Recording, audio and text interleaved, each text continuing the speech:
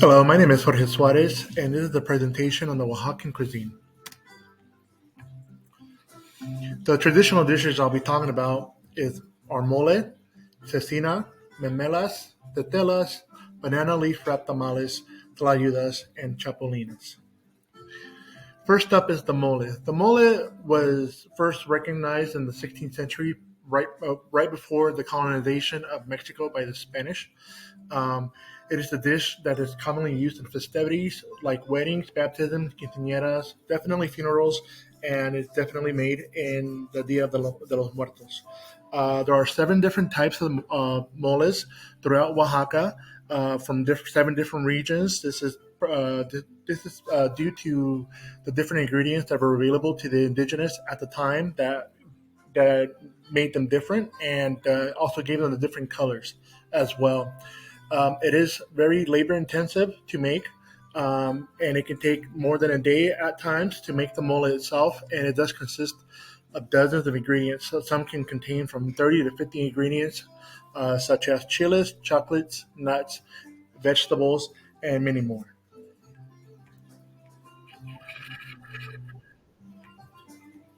Next up is cecina. Cecina is a thin sliced piece of meat that's paper thin and left out in the sun to dry. Before it dried out, though, it is heavily salted and sometimes rubbed down with oil to give it a nice shine. It is cooked and it tends to have more of a jerky type of feel. It is a very delicious piece of meat. I personally have had this when I lived in Oaxaca, and it's actually one of my favorite dishes. What's interesting about this is that it's typically made from pork and beef, but there are instances where goat, rabbits, bull, and even horse meat is used. It just depends at the time of what type of animal was available to use the meat to make the meat from. It is also used on other dishes like tlayudas, which will be coming up.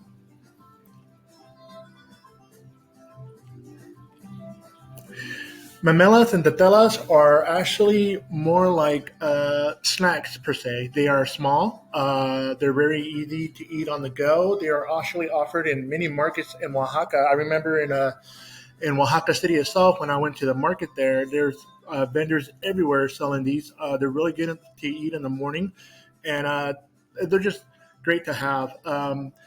They're very thin slices, pieces of masa that are just squished down real good, and most of them have beans, quesillo, or some other type of cheese, and then you typically have some type of meat on top. Chorizo is very popular for these.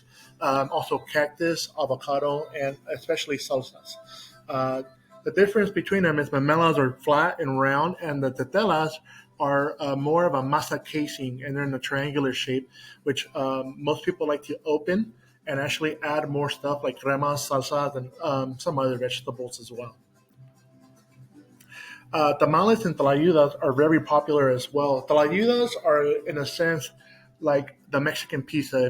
If you look at it, it's very flat. It's very crunchy, and it has a bean paste for its first for the bottom layer, and then you just add your quesillo, your vegetables, and of course your meat. It's very delicious. It can be folded in half and cut up like a quesadilla, but most people do enjoy it to have it flat.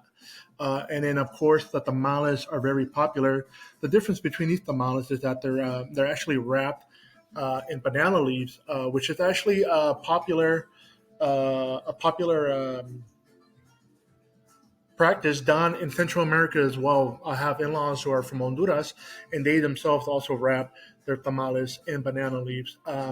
What I do like about the Oaxacan tamales, though, and what is very popular, is the mole tamale. These are very good, especially in the morning. I love to have them with Oaxacan chocolate or coffee. They're very delicious. I definitely recommend them.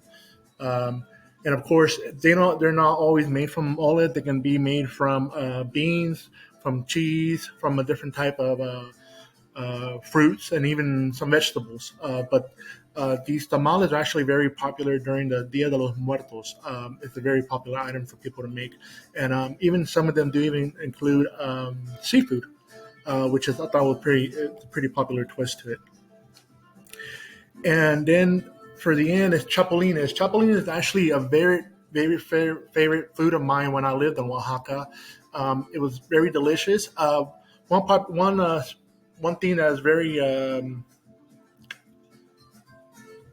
one thing that is very popular about the chapulines is that back in the day, before the Spanish arrived to Mexico, there was not a lot of protein source, not a lot of animals around to kill and take the meat off of, and so these chapulines were actually one of the most popular protein sources because they were grown in abundance, and they're actually very delicious. They they are